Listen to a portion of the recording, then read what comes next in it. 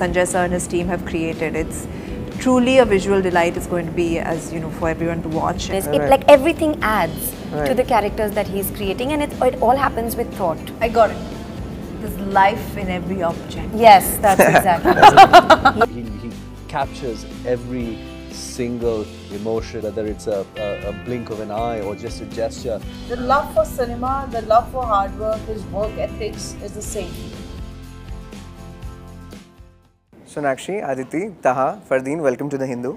Thank you. Right. Guys, I'll start with this. Bhansali's films are worlds unto themselves. Can all of you share your first impression of entering that huge set that he built at Film City? And some 700 craftsmen worked on it. He's called it his biggest yet, and as detailed as he goes into it.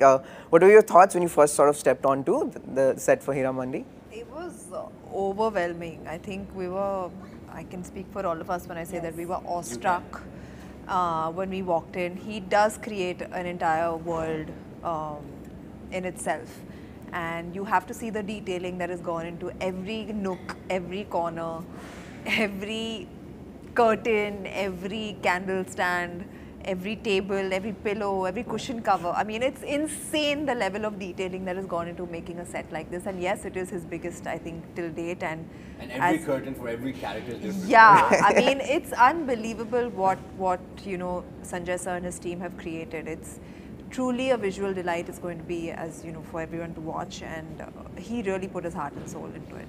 Yeah. Adi, what did you think when you first entered the set? Overwhelming. And you get goosebumps. And you're just like, oh my God, like which angel is like looking after me that I get to be here? Yeah, you get there, you're like, am I a part of this? Yeah. Even now when I see anything, any poster, any trailer, I'm just like pinching myself. It's really unreal. Right. But it also, every detail, his love shows. He really believes every pore, every corner, every, I don't know, human feeling of that set. And it's not, you know, a lot of people speak about the grandeur, but it's so much more than that. Right. There's also so much sort of humanity, so much belief in people and who they are in as complete human beings. And that is the world that he's creating. It's not a separate candle stand. That is creating what Faridan is or what Bibhujan is. It, like everything adds to the characters that he's creating, and it all happens with thought. I got it. There's life in every object. Yes, that's exactly. Yeah, really. Yeah.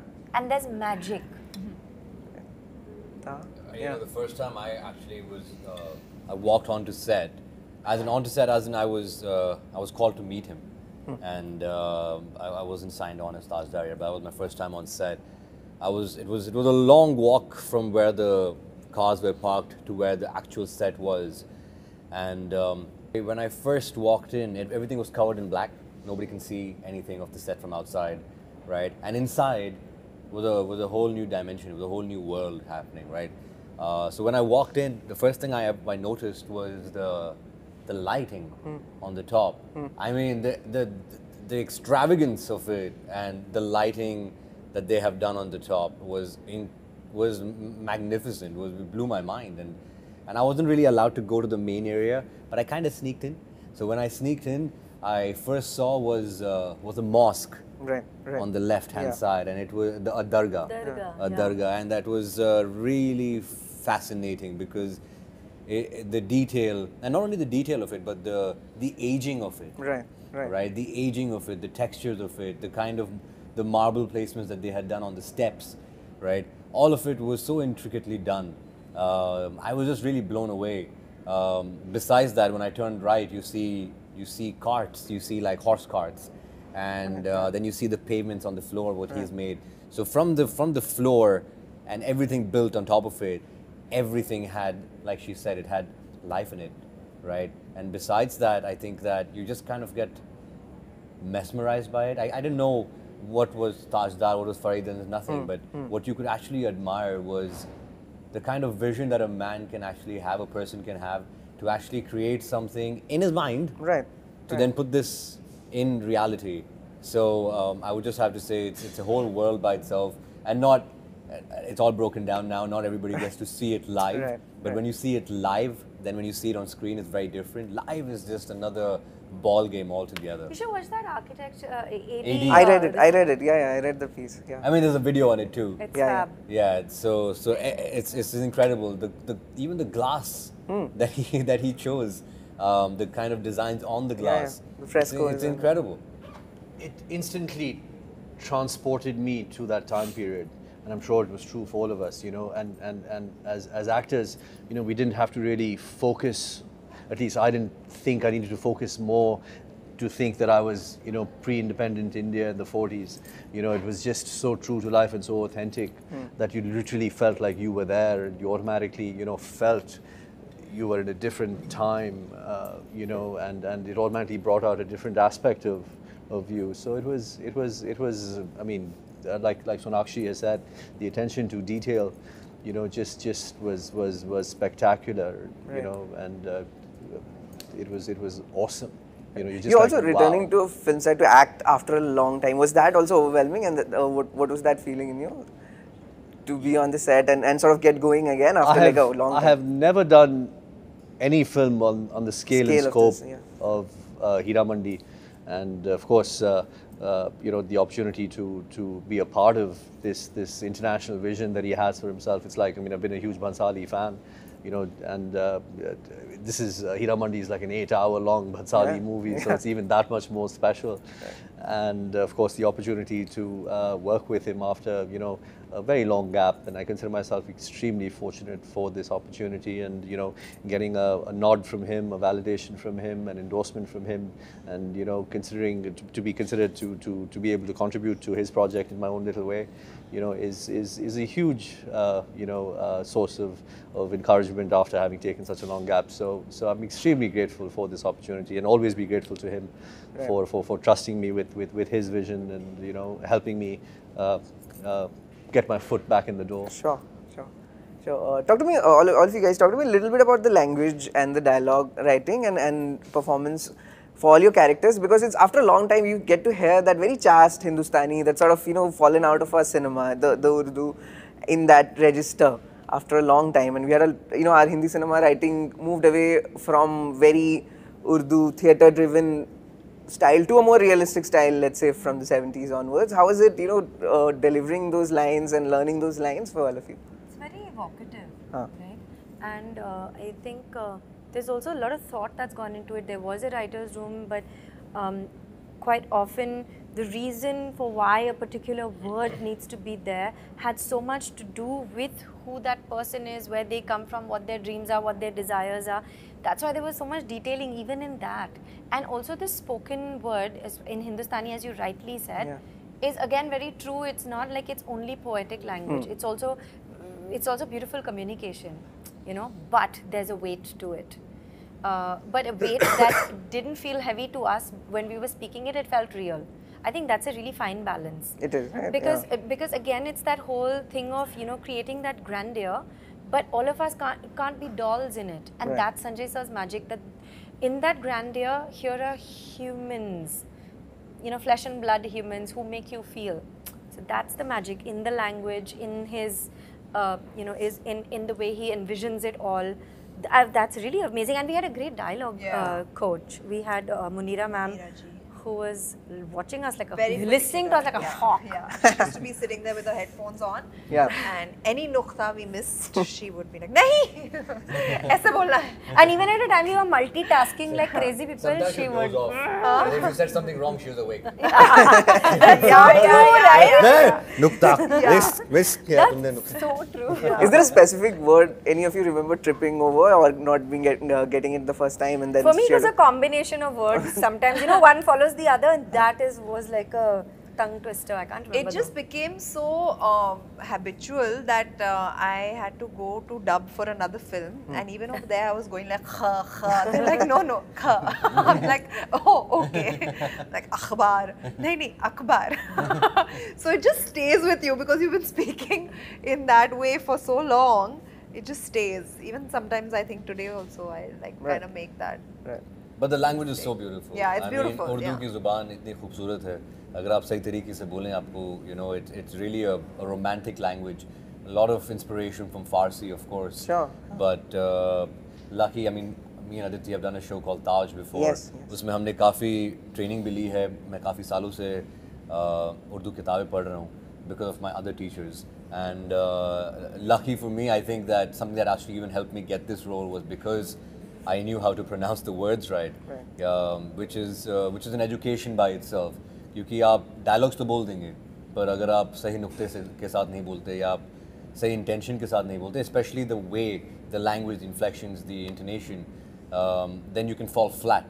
The characters can fall flat, especially since it's a pre-independence show. So I feel that the language is very beautiful, and all of us have tried our best. And yeah. So. Ferdin, what was your experience with the language? It really highlights the beauty and power of language, you know, when especially when you're speaking Urdu from a different period, and, you know, the tradition of language and the power of words and intent and communicating it in person. Of course, I mean, Urdu is not my first language, so of course there were challenges, you know, getting your dialogue right, and of course Munira ji was there helping all of us out, and there were definitely some tongue twisters, so some challenging days, but overall, you know, it's. Urdu is so poetic and it has such a beautiful flow, and it lends itself so beautifully to this project and the characters, and you know, it's almost musical. It can be, and it's a very sweet language. So it was so nice to be a part of a project that celebrates it. Right. You know, but having said that, you know, they've kept it very relatable. They've kept it simple because of course they want you know, all age groups. You know, today's kid. Your Gen Zs also to appreciate, so and it's understand. and I've understand. heard that you've So- been saying some incredible, like some insulting words in Urdu, which Yeah, only oh you my say. god, that was my favorite scene. Yeah. You remember one word? No. No, none of them. Yeah, there was a series of them. Yeah. Yeah, there's a series of I'll them. quote it from the scene. I have. Okay. I have You, seen it. you remember it? I'll quote it in my piece. Nah. Oh, you're going to yeah, okay. But, Yes. But Yeah, I Urdu remember. के insulting words भी ना Yeah. बड़े मतलब Yeah, Yeah, they're very अच्छे ornate and they hit. They everything. just sounded so beautiful. I didn't even mind saying it. You'll never find me said it, abusing like and that I on was like, screen. these are abuses. Yeah. Sounded so And guess who came up with them all? You. Munira ji. Munira ji. Sanjay sir was also telling her, आपकी भाषा तो बड़ी रंगीन है. It was really funny, that entire process of getting those words. This bit makes me wonder, you know, we have this image of Sanjay sir as someone who's, you know, very somber and very particular and exacting on set, but is there a lighter side to him as well? Does he have fun? Yeah, Is he's he part of 100. the banter and the jokes? Yeah, He's not absolutely. somber actually. Acha. He's just very like into what he's doing. Yeah, he's very intense with his Yeah. work, and like he's fully consumed by it. And if anyone messes with that, they've had it. But otherwise, he can be funny, he can be jovial, he can be Excitable like a child. Yeah, very excitable. Anyone has a like funny child. anecdote related to him through this process?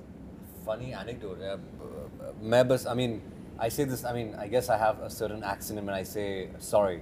Okay. Right, and in that, उन्होंने मेरा बहुत मजाक उड़ाया. Sorry, hello, sorry. Oh yeah, He would say, correct. I remember "Sorry." this. Every time जब He भी used मैं to imitate his accent. जब भी मैं set पे आता था, sorry. So I believe that's his sense of humor. It's, you know, and जब वो आपका मजाक उड़ाते हैं, तब भी आप, you know, you can उनका प्यार झलकता है उसमें. Sure. And so I love it when he actually, you know, he picks on me. But I guess those are the moments where you actually feel like a little child in front of him. Right. And almost like sometimes as a friend, you know, where he's taking your case.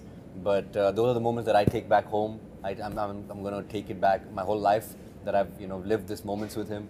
So yes, no, he's absolutely very jovial on set at times. He can get very intense, बड़ी शिद्दत से काम करते हैं वो. पर जब आप सही काम करते हैं तो his attitude completely also is like a child, like they said, and very lovely to be around, and very accepting with open arms to all of us. Right.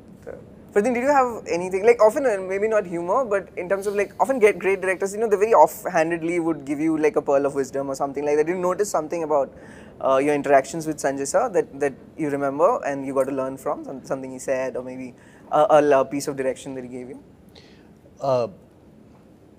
Oh, throughout. I mean, he works very closely with his actors, you know, and he invites his actors to interpret things their way, but yet he has his own vision and he likes to work along with his actors. So, you know, when you contribute something from your side, you know, it makes his day, and you know, it's something that he hadn't thought of necessarily, or it was forced to see him. It forced him to see something in a new way, and that's because he's extremely intuitive as a filmmaker, and you know, he really listens to his gut, and that what makes him almost childlike, you know. So it's a pretty special experience. You know, it's a different creative experience, and then once you find that alignment, it's pretty special, you know. And he's got the mastery of his craft where he'd capture every nuance of your performance, you know. I mean, when you see his movies, you get a sense of how his presentation of his characters, I mean, and not just aesthetically or cosmetically, you know. I mean, yes, all his characters look wonderful on screen, but he captures every single emotion, whether it's a blink of an eye or just a gesture, and you have that confidence because you've seen his work. So you just, you know, automatically in that sense, in one way you relax, you know that nothing will be missed. So you have that confidence as an actor, and that's quite a special feeling to have. Right. And you know that he edits also. Yeah. So you know he doesn't miss anything. So it's pretty special. So. Right. Aditi, in your track, I found this, you know, it's very fascinating because this is an entire history of how our courtesans, they very actively participated and also funded our independence movement. And, you know, that part of history doesn't get celebrated or even written about at depth. I was researching and I found fascinating stories about, let's say, 1857 revolt, and courtesans played a role in there. Was this a revelation for you guys to discover this other side to them as opposed to how they are generally perceived in popular culture? I kind of was aware of it because growing up, my mother is classically trained. She also learned Tumri Dadra and got a grant from the Ford Foundation to study Tumri and Tawai's courtesans. And so in her conversations, you know, when so I have heard stories. But the fact that Sanjay sir, you know, told this story and Moin sir had the material and he's told it very, very beautifully and very authentically, and he really understands the dreams and desires with such dignity and grace, you know. And you know, you can make it sentimental, but he makes it very, very human, and I love that quality of fire and grace that he brings to his women and to these stories, and specifically to this story because it is exactly that. In little dialogues, and there's no sentimentality in those dialogues, and that's what I like about it. Right. There's kind of almost like fact, and there's so much junoon, and there's so much belief in what it is that they are fighting for, or what it is that say Bibbo Jan is fighting for, and many others at that time, that it comes across as so pure and honest and just pure fire. Right. And I found that very beautiful. Yeah. In fact, there's a lot of agency that, you know, we see in the characters. Your characters, a lot of spit and fire, and we've seen you in 2 period films before that, but this is a very different change of tone. You're playing the underdog, the challenger, you know, to Mallika Jan. Tell us a little bit about what you feel about how Bhansali writes female characters, and especially of a different time. I think irrespective of their intent and what you see on screen, like for example, you mentioned Faridan, she does have the rage, the anger, she's full of vengeance, which are not good qualities, right? But they are human qualities. Okay. And I think Sanjay sir really sees all of his characters, especially his women, and the way he portrays them, as very human, as very emotional beings. And that's how he tries to portray them, no matter how good or how bad they are, no matter which profession they are portraying, showing on screen. He shows the human and emotional side of them. And everything is explained. If Faridan was the way she was for no reason at all, you just hate her. But you do feel for her. Right. You do, you resonate with her emotions and feelings, and you kind of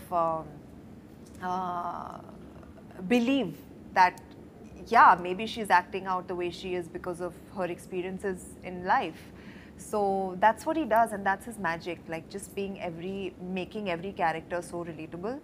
and seeing them for their human flaws even, you know. And I loved playing Faridan because it was so different and so nice and so well thought of and carved out. That's what I loved about it. Great. All the best for Heeramandi. Thank you so much. Thank you so Thank much, you. Shilajit. Manish, I'll start with this. You had worked with Sanjay in his first film, and that's when his vision and his style, his artistic style, they were all taking shape, and he was kind of taking flight as a filmmaker. How was it all these years later to see him at the height of its power, and to see his aesthetics and his view and his artistry have come alive and evolved all these years later? Yeah. How was that experience to find him out and re-collaborated with him at this stage in his journey? Brilliantly, but I have to say, even back then, he was equally genius and he was equally passionate. So, and I love Khamoshi. It's very poetic and very simple and very, it had a lot of heart and soul. So I think he has evolved tremendously. And now his characters are very layered, his telling of the stories are different and much grander and all that. It's wonderful to see his evolution. Right. Wonderful to see his evolution. Has something stayed with him, like something in his nature or how he approaches story characters, something you noticed that it's pretty much the same from where he was at the start? Absolutely. The love for cinema, the love for hard work, his work ethics is the same. Right. He used to put in hours back then. He puts in much more than any of us. He puts in hours. Right. So it's the same. That passion for cinema has retained. It's there in him. All of you tell me your first impression of going onto the set of Heeramandi. It's the biggest that he has created so intricately. 700 craftsmen worked on it. You obviously know his process. You've assisted him in the past, but what was it like stepping onto the set as an actor? It was a little overwhelming first because I've seen Grand Sanjay Leela Bhansali sets. I've also visited this set during construction before I knew I was going to be playing Aurangzeb. I'd just gone one day because he was sitting with the art designer and going through plans while the set was being constructed. Then to watch it come to life, I realized, oh my God, this is what I'm doing. I have to execute. It just felt very overwhelming because I knew that I had to deliver. Like whatever said and done, like at the end of the day, it is a lot of pressure because he's trusted me with this role. And I had to like really work very hard to deliver, and I knew that like I'd be a different person when I was done shooting Heeramandi, and I think I am a different person after shooting Heeramandi. But one thing I will tell you is our set was in Film City, in Sunil Maidan, and it was a black hole. Like literally, it was so they have this rain cover protecting it because we were shooting for 365 days a year. So there was a rain cover protecting the set, and literally once you stepped into that world at 7:30, 8 o'clock in the morning, and you came out at 10 o'clock at night, it was like you came when the sun was up, you left when the sun was down. So it was your whole world. It just like sucked you in like a black hole and kept you there in the moment. So like that felt like it was your life after a point. Isa, what was your impression? Wow, I think entering into Sanjay Leela Bhansali's world is a dream of every actor. And for me to see that in person and happening that to me, it still feels like a dream actually. So it's like, I'm like literally like whenever I enter the set, I'm in awe of the set, looking at everything. As everyone know that he works on the minutest of details. He does detailing to everything what he does. And it's larger than life, it's spectacular. And I'm the lucky one. There's an early scene where characters in the hammam, and just how the reflections are there in that, it just transports you very immediately to a place and a time and place like that. Knowing that you know his process very well, how much goes into creating the sense of an environment in his work? I mean, one thing is that he's the master of his own craft. Like he is very good at, he's literally knows exactly what he wants. He still plays with magic and spontaneity though, quite a bit, intuition, magic, spontaneity. And you asking me to set up a shot or just to create the atmosphere? So he does both simultaneously. I think when Sanjay is also an editor. He has assistant editors who he credits throughout all his work, but he actually sits on the edit of every single thing. And with that clarity in mind, I think he has the ability to know what he wants to do. So what part he wants to capture in what shot, and then he has the ability to play with it, because once you know that, then you're not sitting and thinking about what to do, you're not wasting time. Then you can just take that up multiple notches, which he does beautifully. And that's because he's the master of his own craft. And when, as a director, if I know exactly what shot I want, then I have the playing field to design that shot and like create the kind of frames that he creates, and his eye for color, his eye for detail, his eye for, I think Richa said, texture of all kinds. Like it's beautiful to watch. And I think I've also done the running around of go pull that drape off of the. Actually, one day during Bajirao Mastani, we were doing like a super like wide jib shot of a crowd of like 300 people standing in Bajirao's Darbar, and I was standing behind the monitor, and somebody's shawl was like this. It was actually supposed to be like that, and he has noticed that one junior artist's shawl, and he was like, come here, go fix that there. So I've gone running. He's like, you buffoon, how are you related to me? Not that. So I was like... So honestly, he remembers the names of junior artists. Yeah, he does. Everyone. So there is, I mean, there's some really unique qualities Sanjay has. You know, his attention for details and grandeur, his vision. At the same time, he loves cinema and the people involved. Yeah. You know, all his characters, everybody on the set. He's a special man. He's a very special man. Is he funny on set? He has so amazing funny. sense of Oh humor. my God, yeah. Good. I literally forgot about talking about Sir's sense of humor because he's really funny. He's super funny. Can I tell the Janu story again? Yeah, please. So Sanjay sir was really like harrowed about something, and he's going let's give context. We have a cricket team of dogs on set. Okay, we have lots of dogs. Those dogs have babies. We follow those babies. So I used to call them Hira puppies. But my sister used to take care of a lot of them, and Sanjay sir really loves dogs. Okay, so suddenly he's talking to some AD and he's like Janu, and all of us are like, oh, that shift was just outstandingly hilarious to all of us. And there was one day where I think I saw him surrounded by his ADs, and next to him on the chair was Janu. Janu. Was Janu. So Sanjay was sitting on one chair, Janu was sitting on one chair, and all the ADs are just surrounded like that. So his love for dogs is great, and within that, really well looked after and taken care. It's so endearing. and so it makes a lot of. I can't remember any at the top of my head right now, and maybe some that I won't be able to He say. has a great sense of humor. He does. Yeah. Which I must ask, through the character of Malika Jan in Hira Mandi, we had a very complex and layered sense of the history of our contestants and the kind of social power they wielded, the kind of respect they wielded in society. There's a beautiful exchange between you and another character who's a bit dismissive. He's come from England and he's a bit dismissive towards the wives, and you put him in his place and you reminded. We also understand that there was so much more in terms of our history that they, from behind the scenes, would, you know, the politics of the Nawabs, Yeah. also in the independence movement, they contributed in myriad ways that we don't read about in history. Exactly. Was this also a revelation for you to, through this show, to discover? Absolutely. Before I did Hira Mandi, I had no clue. Whatever little we've seen or read is totally different. Here, actually, they influence the politics. Yeah. They influence the cause, and also what I mean, they were the center place of art and culture and tradition and dance and music and all that, you know. Quite a powerhouse of during that time. But we're not really aware, and thanks to Sanjay, you know, who thought of making this.